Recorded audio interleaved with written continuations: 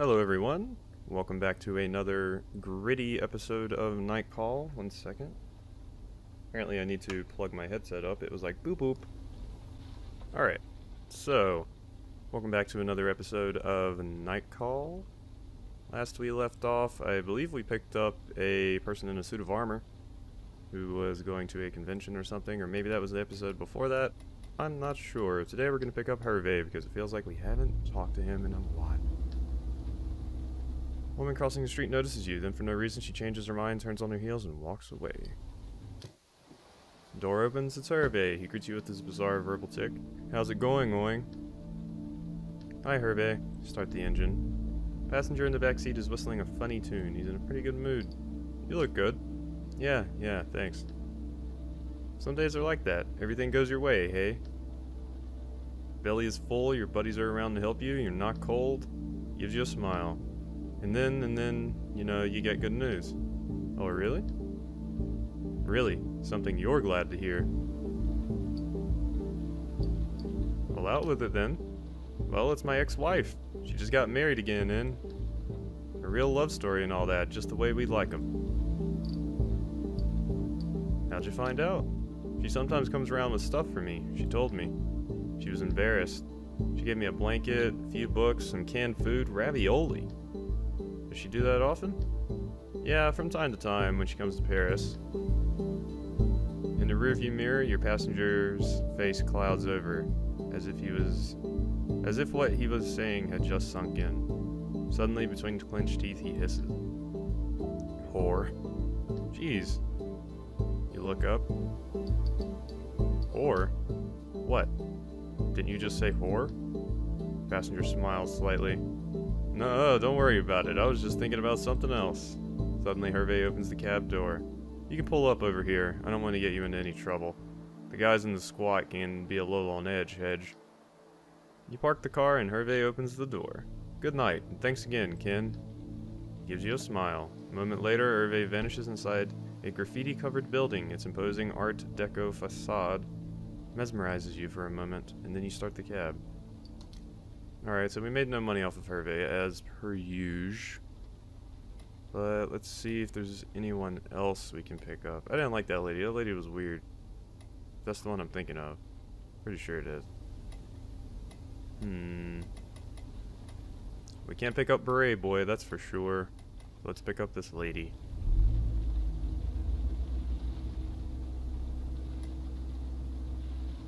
Francine Gaillard, I need to talk to you. Okay. Passenger who gets in the cab greets you with uncertain tones. Good evening. Try to answer as warmly as possible. Good evening. Good evening, I want to... She stops short, trembling as if in a panic. Is everything alright? No, it's not. She begins pouring her heart out. A flood of sorrow fills the cab. I've lost my cat. She shakes her head as if chasing a bad dream. I know, it's pretty silly, it's pathetic, but I lost my cat. I mean, I don't think that's silly or pathetic at all. Cats are the shit, I wouldn't want to lose one. He holds up a poster of the missing animal. His name is Krauke. It's the cat from the other night. You're sure of it? Yeah, that was Krauke. Listen, I know this is going to sound crazy, but someone saw my cat get into a cab. So I called your company and asked which taxis were in the neighborhood the night he disappeared. You were the only one. I need your help. Her tone is increasingly hesitant, insecure. Please tell me, you know where he is. Where is Krauke? Where is my cat? She takes a deep breath. It's a question of life and death. I don't think I want to betray Krauke. I mean, Krauke was trying to do his own thing, you know? I haven't seen him. He winces. I don't know why I believed the bum who told me. He was sure he saw Krauke get into a cab, and I believed him. I'm such an idiot. I'm sorry. It's not your fault. Krauke's not just any old cat, you know. He saved my life. I adopted him when he was still a tiny kitten. I took care of him, spoiled him, fed him for a week. I took off work to take care of the little thing. I knew right away he wasn't like other cats. He was different. I stood up for him too. When my friends said he was taking up too much room in my life, I dropped him. When they told me he couldn't come with me to work anymore, I changed companies. Yeah, you might be a little obsessed, lady. This might be why he left. He's the only reason I get out of bed in the morning. And then one night, he disappeared. I thought he was in his basket as usual, but it was a stuffed animal. I looked everywhere for him, in the building, the housing complex, the entire neighborhood. He'd vanished into thin air. So when the homeless guy at the foot of the building said he saw my cat, that he saw him get into your cab, I believed him. Maybe he really did, I thought. She takes a deep breath. Crocky is unique. Crocky could have done it, figured out a way of getting you to take him somewhere. She stares at you. I'm going to ask you one last time. Do you know where my cat is? Alright, let's tell her the truth. Your cat got into my cab. Her eyes flash with hope. I drove him to St. Lazare. Deauville? Maybe. He's in Deauville, I'm sure of it. He loves it there. Could you stop the car, please? You pull over to the sidewalk. Thank you. She lowers her gaze. I know I was a little too much for him. It might have been a little suffocating, but he was everything to me. Nobody seems to understand. Nobody. That's not healthy. She looks you straight in the eye. What do you mean? To love someone so much you lock them up. You suffocate them. It's not healthy. For a cat, for a man, for a woman. She says nothing. You can hear her struggling to catch her breath. Thank you. I think I needed to hear that. I'm going crazy. Her voice drops to a whisper. Crazy. She opens the car door and hands you a banknote at the same time. I need to be alone. She gets out of the cab and walks away without shutting the door. The next moment she's gone, swallowed up by the night. You get out and close the door. Take a deep breath, your lungs freeze. You wait another minute, then get back inside and start the engine. Hey, at least we made a lot of money. It was a bit of a sad time, but hey, we made bank. Yeah, I was about to say, isn't the night over? I met Francois. That guy was a jackass. That's who we met last time. That is correct. Alright, did I lose? I did. I lost money. Oh no. That's no good. We need to save our money. I guess I can't pick up Hervé tomorrow. Take a few minutes to update your board with your new clues. Your neighbor flushes the toilet. Out of the corner of your eye, you can see the pipe shake. Take your shoes off before getting to work. Okay, I don't really think I have any clues. Move.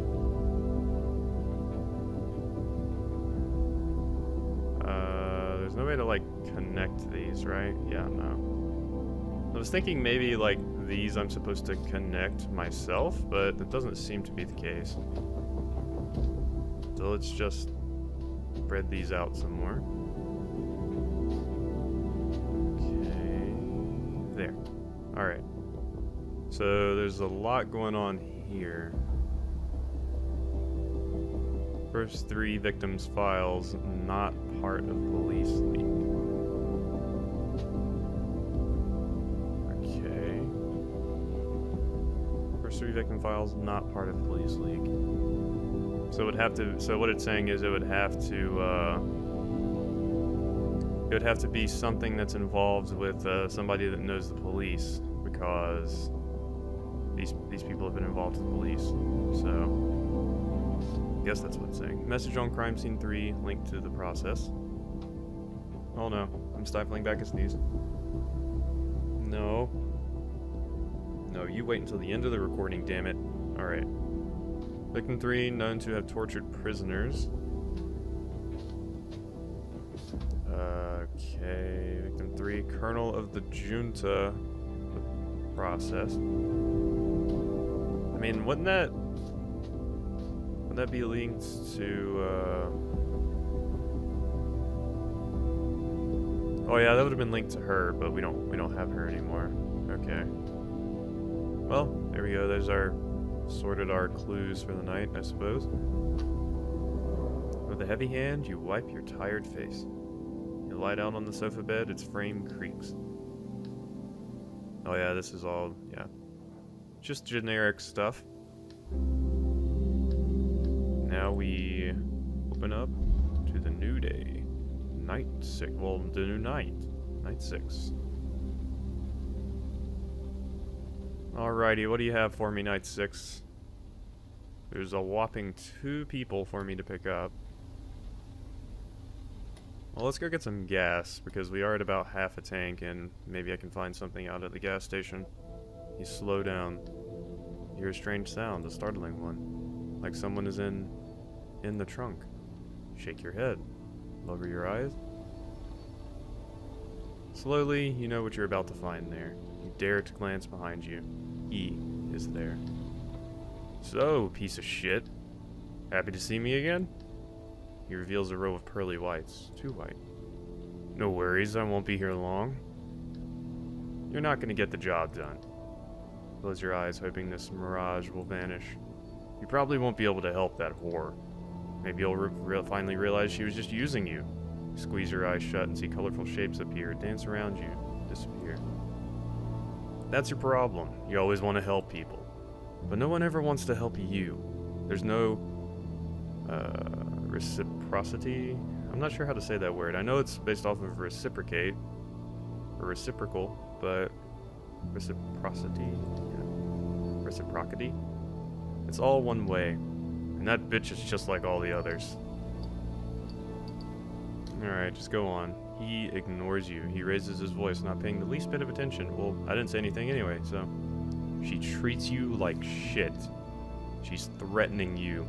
She's ready to drop you to avoid losing face. I don't get you. They've already locked you up once. You want to go back in? I had no choice. Laughter sends chills down your spine. There's something vulgar about it. Seriously, man? You had no choice? Whatever. Run, man. Take your taxi and run. My humble advice? But who am I to give advice anyway? You always have a choice. Always. Not me, not then. You feel his gaze bear down on you. I don't know what you tell your passengers. Get the fuck out. He shrugs. You're a piece of shit and you know it. Making deals with traitors, sucking dick so you don't end up in jail. Man, you're the victim here. Be a victim. Use victimhood to your advantage. It doesn't happen every day. That other time, you weren't the victim. He flashes his teeth in the rearview mirror. Killing your own brother. Now that's something. He bugs his eye out, mocking surprise and horror. Pretty hardcore. There you go. I like it when you get angry. Shows you've got something in your shorts. You suddenly feel nauseous. Let me tell you what your problem is. You thought you actually had a chance in life? Your gut is burning, like its contents are ready to spew all over the windshield. Like your good grades in school. Oh, jeez. Yeah, no, I don't think I'm gonna say that. Your little books, as if the 3 months you spent in college might actually change something. But you're nothing. According to the people of this country, you don't count. You throw up a little in your mouth. The bile stings your throat. According to the people you protect and drive all over Paname, you don't count. You double over the steering wheel, your stomach burns, but nothing comes up. You glance behind you and realize you're alone in the cab. It's just you. You wipe the sweat from your forehead and start driving again. The smell of the motor reassures you, calms you down. Man, I'm just trying to get some fucking gas, alright? And my fucking inner demons over here are just talking some mad shit. I don't like it. You pull over and stop at a gas station. Yeah. Can text. Someday this is going to be something different. I'm gonna feel bad, but today is not that day. Jeez. Some expensive stuff. Alright, shop.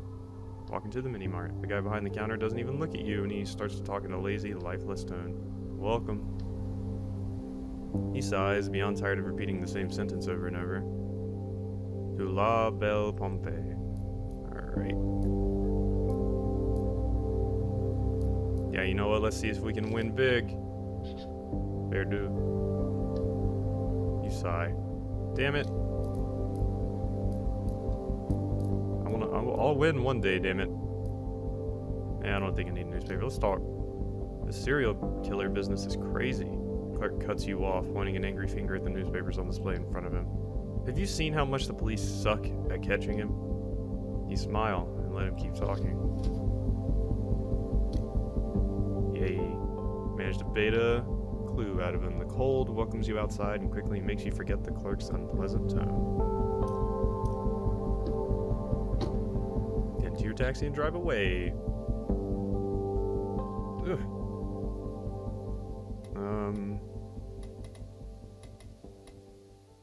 They're the people looking for a donor. That's Hervé. That's the very weird person. And this is the jackass.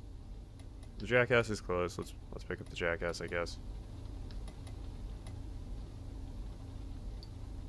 Turns, my good fellow. At least it's a short drive. Passenger getting in your taxi is the famous palimpsest Francois de Lanere, who you've driven home before. He doesn't seem to recognize you, actually. He barely looks at you. Good. You start driving. He appears to be out of breath. His voice and hands are shaking. Unbelievable. Separates each syllable as if he's going to protect him from the violence around him. Unbelievable. Alright, I'm surprised you of all people aren't speaking up. He raises his voice. It becomes screechy. They're going to take your job away with their electric cars driven by robots. This is what I'm talking about. Electric cars. A mere 5 minutes ago, I wanted to cross the street. Suddenly, slicing through the darkness and deafening silence, came an electric car. Its asphalt-coated tires drove right over the tip of my loafer. It's shot, I can tell. The leather is compressed and streaked with mud and soot. It's a travesty. A travesty. He begins writing furiously. You catch a few words from time to time. What for? For the environment? Create more road deaths? Save polar bears? He leaves you hanging for a second before grinning. Another badly thought out stunt from the snowflake hipster lobby? Quinoa? Oh, Jesus Christ. Can I just, like, kick this dude out? Electric planes that will crash into Charles de Gaulle Airport without a sound. You hear a throaty laugh. The Earth, safe, intact, clean, but at what cost? No way, Jose. Our planet produces oil, so we must use it. It would be unnatural not to. Unnatural indeed. He chuckles crudely. Rise up in defense of the sweet purr of the convertible, just as they would the hoot of an owl in danger of extinction in the lush forest of the Champagne region. Wow, this guy is just a cunt. Don't you have like a shitty political cartoon to write? Or draw? And write, I guess. Ah, murderer, assassin, the ferocious silence made to oppress us. He puts down his notebook, a wolfish grin spread across his face. Yes, magnificent editorial, just magnificent. What about you? Would you want to have a silence car? Yeah, I just want to piss him off. Why on God's green earth? You know what, let's just say it. Fuck it, it's better for the environment. Better for the environment? Come now, what is environmentally friendly about a weapon of mass destruction? These cars are going to kill hundreds, thousands of people. Their silence will be the carbon dioxide of the 21st century. Dude, just because you weren't paying attention to where the fuck you were going doesn't mean... Like, come on. They will infiltrate our cities, our countryside. They'll mow us down on foot, on bike, even in another car. Oh boy. Next he's going to start talking about the flat earth. I'll tell it as I see it. Noise is life. A city without noise is not a city, mark my words. You drive in silence for a few minutes. In the back seat, the palimpsest is fuming, and you catch occasional snippets of nonsense. The taxi has almost reached your passenger's place. It's just here. Pull up in front of his address, an old building, freshly renovated. On the top floor, the bay windows shine faintly in the darkness of the Eiffel Tower. Spotlight washes over them. Your passenger sighs. Oh, the devils, the fools. It's the middle of the night and they're still having the time of their lives. He opens the window on his side and screams at a packed cafe.